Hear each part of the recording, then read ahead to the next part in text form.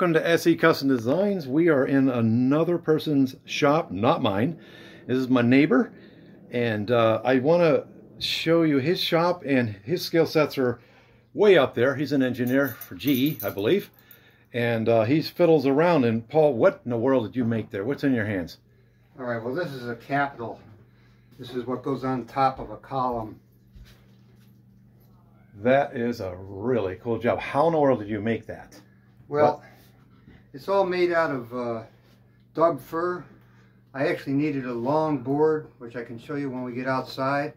That needed to be 15/16 thick, so I needed a 2x12 to make it. So I took the 2x12, I ripped it down to what I needed. The wood that was left over, I was able to make these parts and these parts. It's all the parts you'll see are made out of the same 2x12 dug fir board.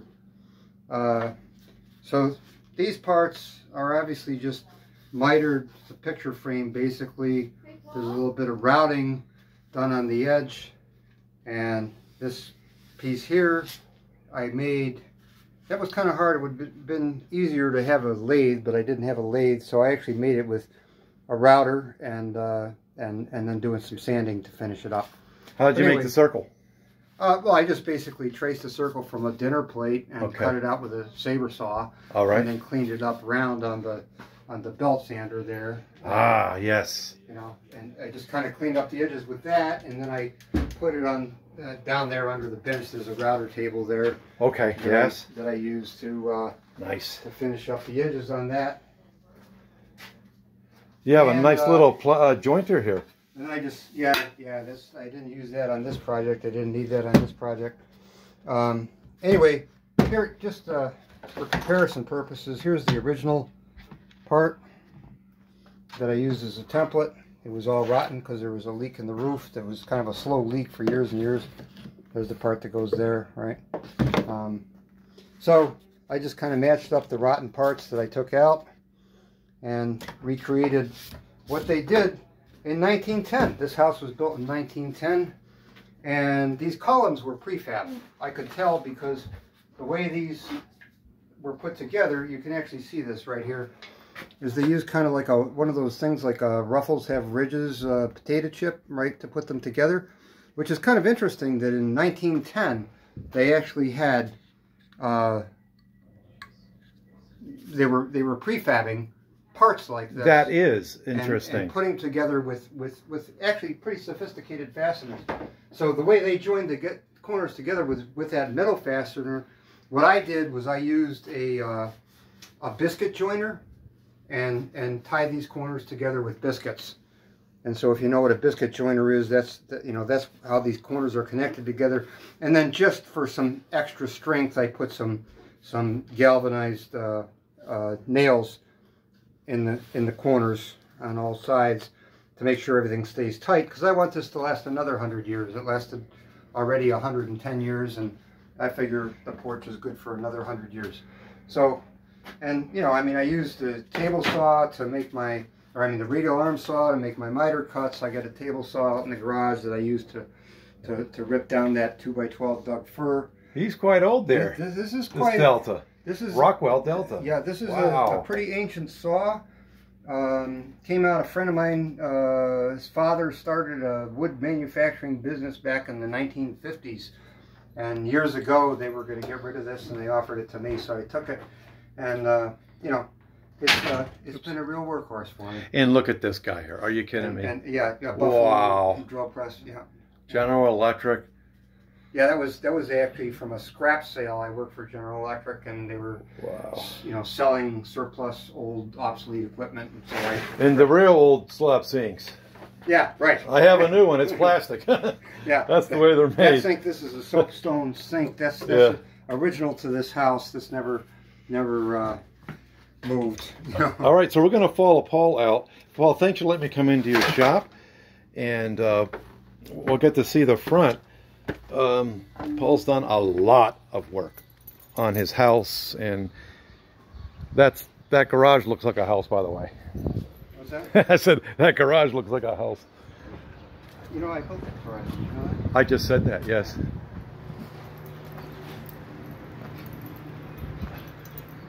So here's another thing Paul did, and I taken a cue from him. He has this lattice that falls back in there so he can get his ladder under the porch. Now that's ingenious. That's something I'm going to be doing on my porch. And there you go. And so then this is held in with stainless steel fasteners. Cool. And in the back, behind the hole here, is one of those clips. I can't remember what you call them, but those things. Wing nut? Well, it has prongs that stick into okay. the back of the wood, so that when you put the nut in, there's threads for that to grab onto. Well, Paul, when he does it right. Okay, so I built this porch. I did everything from the deck down. I built that 35 years ago. I never put any paint on it since the time it was brand new, and obviously it's in need of paint. So I'm in the process of prepping it, you know, for paint. You know, it's going to look beautiful when we get done. But we're in the process here. So here, what I had to do is there was a leak in the porch somewhere above this column, or a leak in the roof somewhere above this column. And it compromised the framing, and I had to rebuild some of the framing in behind there. And I've got some extra photographs that I can give to Steve later that maybe you can put on this video to see how I strengthen up the framing. But what you can see here is below the molding there, there's a new piece of trim, and then the bottom piece there is actually made from that, like I said, 2x12 piece of Doug fir, which I had to rip to thickness and to width and router the edges so that it matched up the profile of what was there. So now, and I guess interesting to note is that where I had to take out the molding, okay, I want to show from the back side. All right, so back here, when I rebuilt the framing, I needed to tie in the piece that I replaced with the existing framing. I put in approximately 2x4, literally 2 inches by 4 inches board, not an 1.5 by 3.5, 2x4, but to tie that into the beam that was there, I faced it off with some 2x10s. And in order to get the screws into the 2x10, I had to drill a bunch of holes, as you can see in the trim there, which I will plug with 1/2-inch dowels. And so everything's glued together with Gorilla Glue and screwed together, you know, every 8 inches or so. So this is not something you just did over a weekend. This has been going on for how long?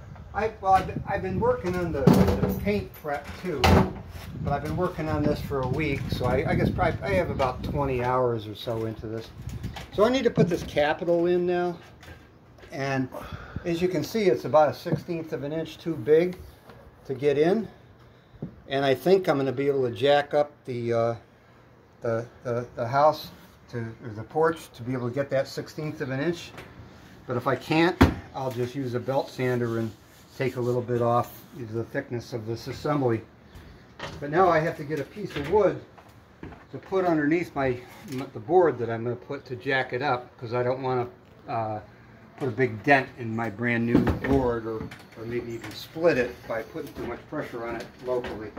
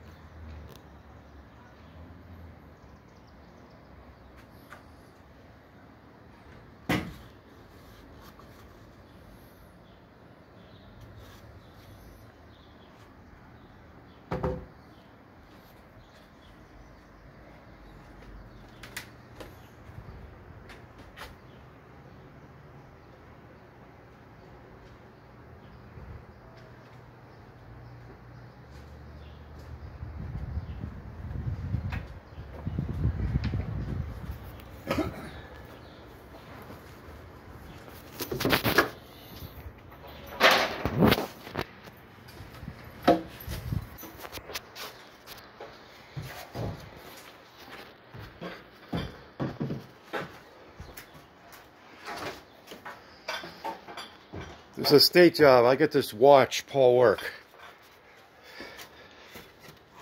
Alright, so I got that kind of propped into place. So now I can put my block underneath it.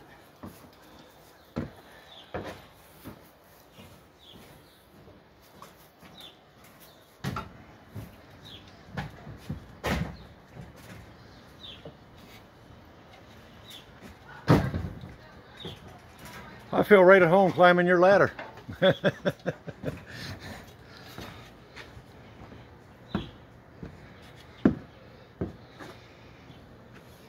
Now I've got the braces I've been using to support it while I've been working. I used doubled up 2x6s to make sure that they didn't deflect or anything like that, and they were stable. One of them's on the sidewalk. I tried to use some Tapcons to screw that board down to the sidewalk, but I was unable to drill into it. It's very, very hard concrete. But it turned out that the friction of that board against that sidewalk was enough, and it seems like it's been perfectly stable. And the other one, you know, I cut it to the right length so that I could really jam it into the dirt. And once it was jammed in tight, then I drove a stake, which I sharpened before I put it in. I drove a stake down in there and then screwed it off. So this one's going nowhere. So Dracula beware. Yeah, Paul right. has the skills here. Right. Okay, so I'm going to try to get a 1/16 of an inch out of this thing, which I don't think is going to be too tough.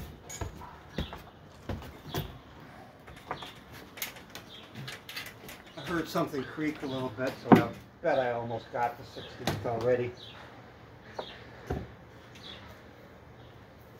So I'll try it. I don't want to put too much pressure on it unnecessarily. All I got to do is be able to slip that capital in there. Yes. And I got plenty. I got plenty. So what I really want to do is center it up on the column and then pull the column so that it's centered on the rest of the assembly. And I'm going to have to get, I was going to ask my wife to help me do this, but maybe we can get her out here to do that. Are you going to do that right now? I'm going to do that right now. Because I might be able to help. If you can just pull that. Absolutely. So that the column, I think the capital is centered on the column, at least within a reasonable tolerance. And what am I doing exactly? The only question is we want this, the square part of the capital, the upper part of the capital, to be centered on the beam. Which seems like it has to just be pulled a little bit, and then I have to release the floor jack. So when I get down there, you can just pull that in a position and let me know when to release the floor jack. There's a lot of pressure on me, folks, but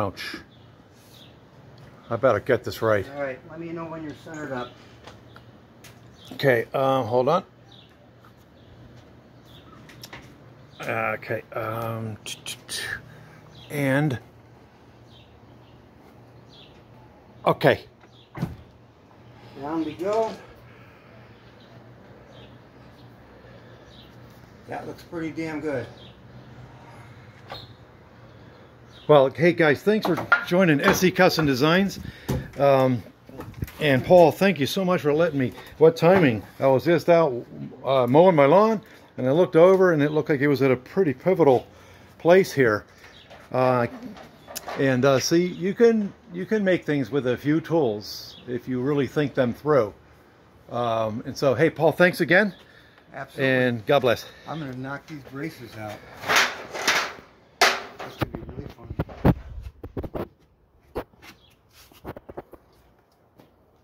These braces? Yeah. Oh my. Honey, my wife has been worried about this brace on the concrete because I made the mistake of telling her that it was only being held there by friction. Frank is on the road. I mean, almost on the road. No, he's right there on the sidewalk. Honey, you want to do the honors of knocking the concrete brace out?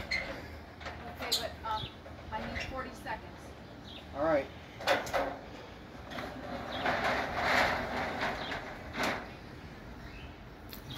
Now this is what we call a pick, I believe. Correct, Paul? Yeah. What did that set you back? That looks. The official name for this is a work platform, but most people call them colloquially a pick. Now this is the heaviest duty pick that I've ever worked with. It's I think it's 18 inches wide by 24 feet long, and it's a very heavy duty version because it's very thick in this direction. You can see that it has a cross member high on the rail and a cross member low on the rail, and they alternate high low high low. This is really strong, but it's also really heavy. That thing weighs about, I think, 200 pounds. Yeah, I used to use these in the 90s when I painted inside, outside, upside down, and I can verify that this pick is not your average size. It's very nice. That people use on a pump jack setup where they're doing siding, and they have a couple of vertical rails where they. So what I'm going to do is I'm just going to strap this pick in this position so it doesn't fall down on me when I'm in the middle of taking the braces out. I'm going to need it here anyway so I can do the paint prep on the soffits. But I just want to put a strap on it so it's not going to fall down and surprise us. So the next thing I'm going to do is take this support block off, and for that I need a what? Star drive. Oh, it looks awesome. I don't have one here with me. All right, so we'll just go for it. You want to give it a whack, huh? Are you shy? You're not in the video yet, so. Huh? I'm doing a video for my YouTube channel. Are you shy? Shy? Shy, yes. No, I'm not shy, but I'm not dressed appropriately. Well, you look overdressed for working on a construction site, ma'am. It's like she's ready for dinner. You have to hit this board right here really hard with the sledgehammer. And I'm not sure it's going to come out. But you were worried about that board. Yeah, I've been worried about that for a while. So I wanted you to see how safe it is. But do we need to get this out of the way? I'm going to hold this, and you're just going to wrap it. You're going to hold it? So it doesn't land on Frank. You go ahead and just whack the bottom of it as hard as you can. Man. I don't know how to get down to the bottom. Delete that part. There you go. All right. Oh. Okay. Should have had my hard. Are you okay? Should have had my hard hat on. Wearing her down, be working around her. Yeah, really. Oh, you goddamn it. Oh, there you go. All right. Hey, thanks for coming to SC Custom Designs. There you go. Do not mess with this lady. No. All right. Take care, and let's keep the projects coming. Awesome, Paul, guys. Awesome, Paul. Awesome job, guys. Amazing man.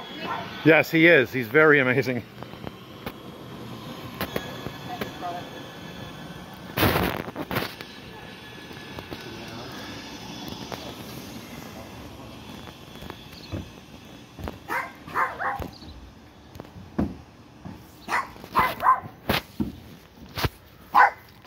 Keep them guys away, the bad guys. Come on, Frank.